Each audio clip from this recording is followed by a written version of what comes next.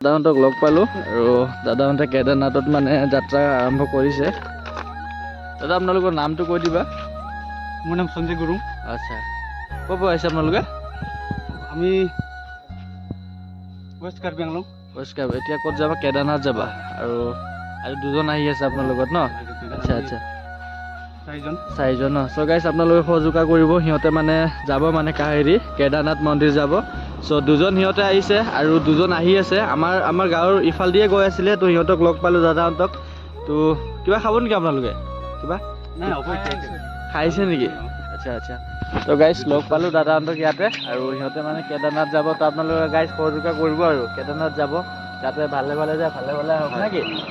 তো আহি আছে আৰু দুজন ইফাল দি আৰু এয়া দাদা আপোনাৰ নামটো কৈ দিব। আচ্ছা, মোৰ নাম। ঠিক আছে।